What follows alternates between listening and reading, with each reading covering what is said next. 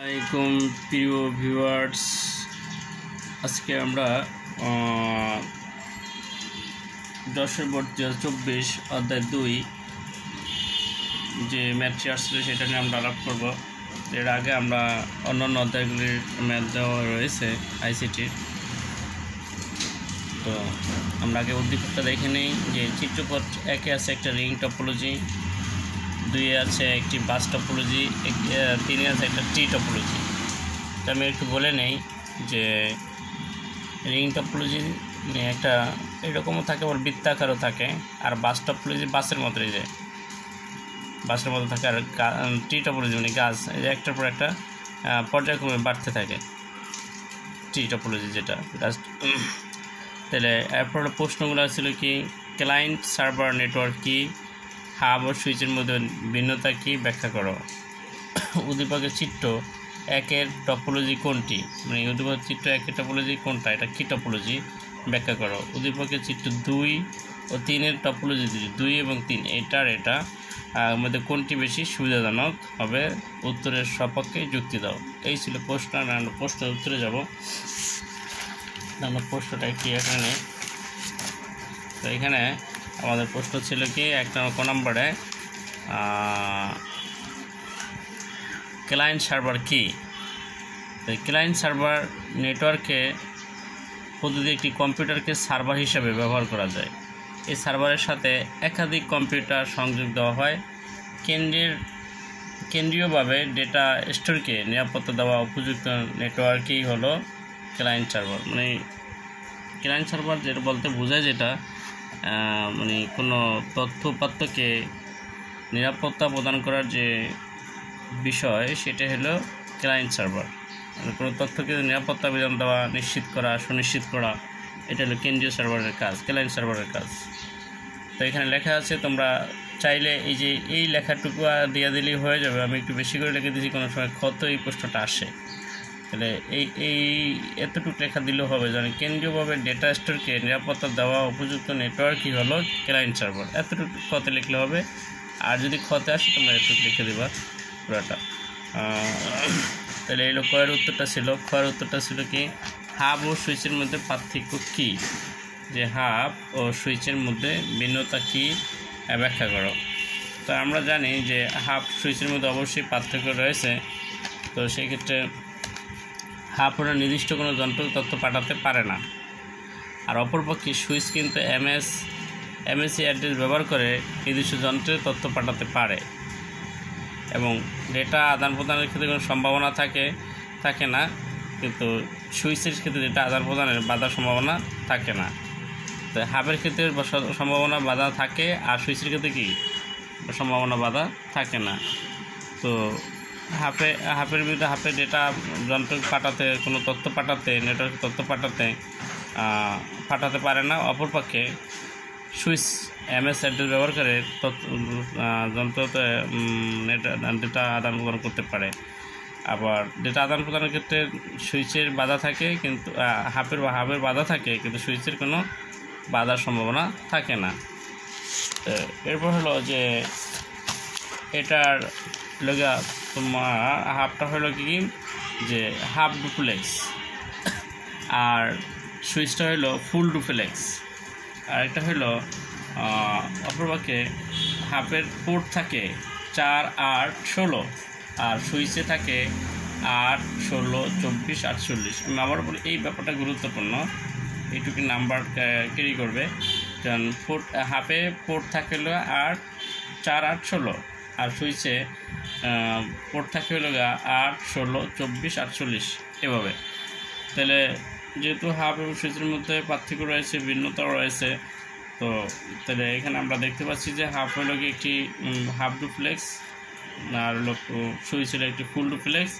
আর এটার পোর্ট থাকে হাফে কম থাকে, আর সুইচে বেশি থাকে। তাই সুইচে কি অনেকটা বা ডেটা পাঠাতে পারে না, কিন্তু সুইচে হাফের সুইচ ডেটা পাঠাতে পারে না, আর হলো সুইচে কিন্তু ডেটা পাঠাতে পারে এমএসসি অ্যাড্রেস ব্যবহার করে। তাই হাফের ভিতর ডেটা বাধার সম্মুখীন হয়, আর সুইচের কোনো সম্ভাবনা থাকে না। তো এই ছিল হাফ এবং সুইচের ভিতর ভিন্নতা। তো ইনশাল্লাহ তোমরা লিখে দিলে নাম্বারটা পেয়ে যাবে। আর না বুঝে থাকলে কমেন্টসে অবশ্যই জানাবে। তো আমার এই ভিডিওটি ভালো লাগলে লাইক কমেন্ট শেয়ার করো। আর হলো আমার এখানে ইংরেজির অনেকগুলি পাঠ রয়েছে, তোমরা চাইলে সেগুলো দেখে আসতে পারো, যেগুলিতে অনেকগুলি বিষয় রয়েছে গ্রামার পাঠের বলাটা এক কথায় বলাটা অনেকটাই সময় সাপেক্ষ ব্যাপার। তো তারপর রয়েছে গ নাম্বারে উদ্দীপকের চিত্র 1-এর টপোলজি কোনটি? উদ্দীপক 1-এর টপোলজি এটা, তাহলে এটা কি একটা রিং টপোলজি?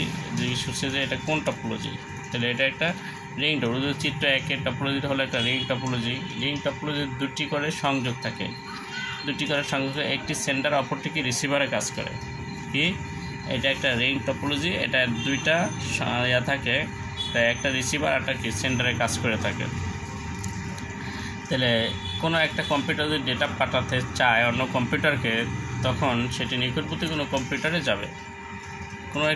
কোনো একটা কম্পিউটার যদি ডেটা পাঠাতে চায় একটাকে, তাহলে নিকটবর্তী কম্পিউটারে যাবে। যদি সেটা নিকটবর্তী কম্পিউটার না নিতে পারে, তাহলে অন্য আবার আরেকটা কম্পিউটারকে খোঁজ করবে। এটা হলো এই রিং টপোলজির কাজ। যদি সেটা না পায়, তাহলে কি এভাবে সে খোঁজ করতে করতে শেষ পর্যন্ত গন্তব্যে ডেটাটা পৌঁছাবে, মেসেজটি যাবে। তো রিং টপোলজি কি, যেটা একই দিকে প্রবাহিত হয়, একদিকে প্রবাহিত হবে, কোনো ব্যতিক্রম হবে না। হলো রিং টপোলজিতে কেন্দ্রীয় ডিভাইসে সার্ভার কোনো কম্পিউটারের প্রয়োজন হয় না, মানে কেন্দ্রীয় কোনো নাই এখানে, এই যে মাঝখানে কোনো পোর্ট নাই বা ডিভাইস নাই, তো এখানে কেন্দ্রীয় কোনো প্রয়োজন। যেমন নিয়ার স্টার টপোলজিতে একটা কেন্দ্রীয় ডিভাইস থাকে এখানে, তো এটা কোনো কেন্দ্রীয় ডিভাইস নাই। তো এটা হলো যে একটা ডেটা পাঠাতে চাইলে নিকটবর্তী কোনো কম্পিউটার ডেটাটা খোঁজ করতে থাকবে, যদি সেটা না পায় আবার এরপরে কম্পিউটারে খোঁজ করতে থাকবে, এভাবে তার গন্তব্যে ডেটাটা পৌঁছাইতে চেষ্টা করবে। তো এই ছিল গয়ের উত্তরটা। যে মূল কথা ছিল যে এখানে এটা হলো একটা রিং টপোলজি, আর রিং টপোলজির দুইটা অংশ থাকে, একটা হলো রিসিভার, একটা হলো সেন্টার। আর প্রথম কম্পিউটারে ডেটা, যদি কোনো কম্পিউটারে একটা কম্পিউটারকে ডেটা পাঠাতে চায়, তখন নিকটবর্তী কোনো কম্পিউটারে ডেটা যাবে। যদি সেই কম্পিউটারটা না পায়, তাহলে তার পরবর্তী কম্পিউটারকে খোঁজ করবে, এভাবে ডেটাটা গন্তব্যে পৌঁছাবে। আর এটার কোনো রিং টপোলজির কোনো কেন্দ্রীয় ডিভাইস থাকে না, তার কেন্দ্রীয় সার্ভার থাকে না, যার প্রয়োজন হয় না যে এখানে কেন্দ্রের থেকে ডেটা একটা স্থানান্তরিত হবে। এই ছিল যে গয়ের উত্তরটা। এবং আমরা গয়ের উত্তরে যাব।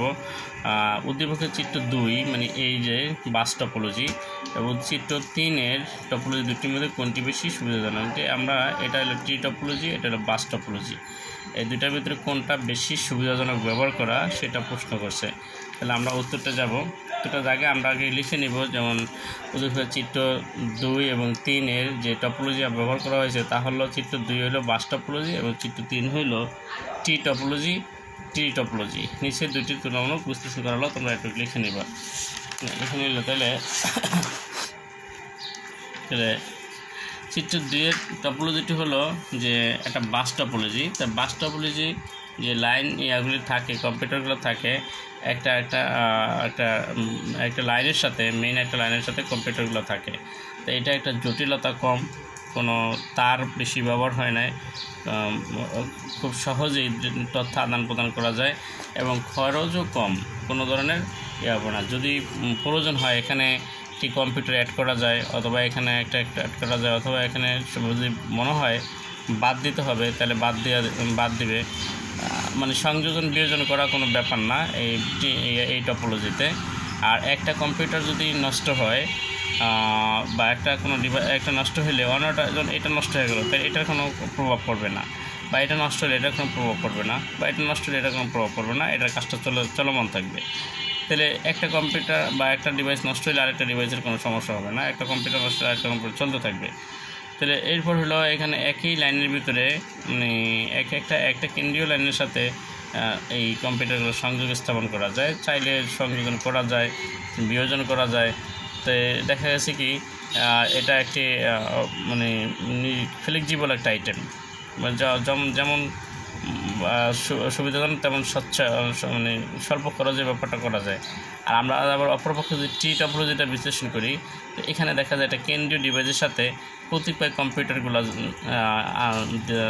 পর্যায়ক্রমে সংযুক্ত রয়েছে। কারণ এটা যদি নষ্ট হয় তাহলে এগুলির কী হবে, এগুলি অফ হয়ে যাবে সাথে সাথে।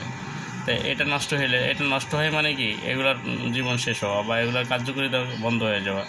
আবার এটা নষ্ট হলে কি এই দুইটার কার্যকারিতা নষ্ট হয়। তাই টি টপোলজিতে কিন্তু এরকম নাই যে এটা নষ্ট হলে এটা নষ্ট হবে বা এটা চলবে না এটাও চলবে না, এমন না। তাই আবার এখানে যদি এটা নষ্ট হয় তাহলে কি এই দুটো নষ্ট হয়ে যাবে। আর এই কেন্দ্রীয় ডিভাইস যদি নষ্ট হয়ে যায় তাহলে কি পুরোটাই নষ্ট হয়ে যাবে। আবার এটা একটা জটিল, ব্যয়বহুল এবং কষ্টসাধ্য একটা ব্যাপার যে এখানে স্তর বাই স্তর কম্পিউটারগুলো সাজানো হয়েছে, সাজানো থাকে, যে ডেটা পাঠানো এবং ব্যয়বহুল ব্যাপারও এই টি টপোলজিতে। তা আমরা দেখতে পাচ্ছি যে দুইটার ব্যাখ্যা অনুযায়ী আমরা বলতে পারি যে এই টি টপোলজি থেকে বাস টপোলজিটা অনেকটাই সাশ্রয় এবং সুবিধাজনক এবং লাভজনক। মানে ডেটার ক্ষেত্রে, ডেটা ব্যবহারের ক্ষেত্রে টি টপোলজি থেকে বাস টপোলজিটা অনেকটা উপযোগী এবং সময় সাপেক্ষের ব্যাপারও এবং স্থায়িত্বে বা একটা আরেকটার সাথে যদি আমরা মানে যদি কোনো কম্পিউটার নষ্ট হয় এখানেটা চলবে না, কিন্তু এখানে কম্পিউটার নষ্ট হলে বাকিগুলো চলবে। যেমন এটা কেন্দ্রীয় ডিভাইস যদি নষ্ট হয়ে যায় তাই এইগুলি আর চলবে না, কিন্তু এখানে এর যে কোনো একটা ডিভাইস নষ্ট হলে চলতে থাকবে। তাহলে আমরা সর্বশেষ বলতে পারি আমরা এভাবে লিখছি। তবে এই গ নম্বর উত্তরটা তোমরা লেখার ক্ষেত্রে যে কাজটা করবা, সবচেয়ে গুরুত্বপূর্ণ বিষয় হলো যে প্যারা আকারে লিখতে হবে। যেমন আমি এখানে একটা রিং টপোলজি দিছি, তারপর প্রথম দিচ্ছি বাস টপোলজি দিছি, তারপর পরে দিচ্ছি টি টপোলজি। যদি তুলনামূলক বিশ্লেষণ দিতে হয় তাই তোমরা স্টেপ যদি না লেখো, ঢালাওভাবে লেখো, তাই নাম্বারটা কিন্তু 4-এ তোমরা 2 বা 2.5 পাবা, তাতে কিন্তু তোমাদের প্লাস আসবে না। স্টেপ লিখতে হবে যাতে এক্সামিনার বুঝতে পারে। যেমন এখানে আমি বাস টপোলজি দিছি, এরপর এখানে এতটুকু দিচ্ছি আবার রিং টপোলজি, এরপর আমি এখানে দিছি টি টপোলজি, এরপরে এখান দিয়ে আমি এই যে এখানে শেষ করার পরে লাস্টে দিয়ে আমি বলে দিছি যে তোমার দুইটার ভিতরে কী পার্থক্য রয়েছে, উপসংহারটার, সেটার ভিতরে একটা উপসংহার টানতে। যেমন এই আলোচনা থেকে বলা যায় বাস টপোলজি সহজ এবং বোধগম্য স্বল্প খরচে টপোলজি, অপরপক্ষে টি টপোলজি হলো জটিল এবং কষ্টসাধ্য এবং ব্যয়বহুল একটি উপটপোলজি। তাই বলা যায় টি টপোলজি থেকে বাস টপোলজি অধিকতর সুবিধাজনক। তাহলে এই ব্যাপারগুলো এই সেমভাবেই লিখতে হবে। লেখার প্যাটার্নটা এরকম হইতে হবে যদি কেউ 4-এ 3.5, 4 এরকম মার্ক পেতে চায়। আর যদি একদম লেখে, ঢালা লেখে, মানে কোনো পয়েন্ট স্টেপ না, প্যারা এখানে না লেখে তুলনামূলক, তাহলে কিন্তু নাম্বারটা ওইভাবে পাওয়া যাবে না। তো শুধু এই প্রশ্ন না, অন্য প্রশ্নের ক্ষেত্রে ঠিক এমনভাবেই যেটা খ বা গ এবং গহর ক্ষেত্রে মূল বিষয়টা এরকম 3টা স্টেপে লিখতে হবে। 3টা স্টেপে লিখলে নাম্বারটা যদি কাটাছিনা না যায়, কথাগুলো সঠিক থাকে, তাহলে ফুল মার্কটাই পাওয়ার প্রত্যাশা রয়েছে। তো আশা করি আজকের মতো এখানেই, হয়তো আবারও কথা হবে ইনশাল্লাহ। সে পর্যন্ত আমরা ভালো থাকি, সবাই সুস্থ থাকি। আল্লাহ হাফেজ। আসসালামু আলাইকুম।